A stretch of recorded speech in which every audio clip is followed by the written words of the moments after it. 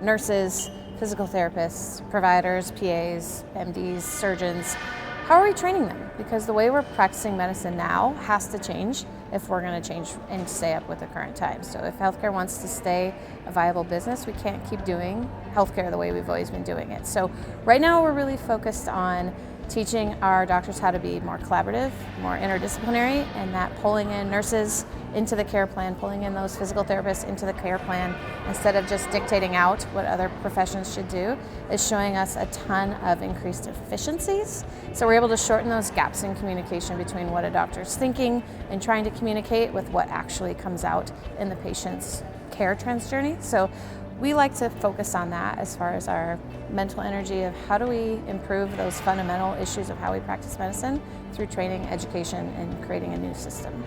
So we brought on kind of Lean or Kaizen as our management methodology about 20 years ago, and it was a big thing. So it was not a small, tiny, we're going to dabble in this. We went all in, and it changed our culture for the better. Fast forward 20 years now, in a position where when we interview new grads that want to come and do their residencies with us, or nurses that are joining us, we ask a lot of interview questions around change management, what their philosophy is on change. And if it's not a match, it's not a match. And so we're breeding in the culture of continuous innovation, and that every day you're going to change something about your work. And for some, that's really invigorating and it's really inspiring, and for others, it's fear-inducing and makes them feel like it's not a good fit, and that's okay.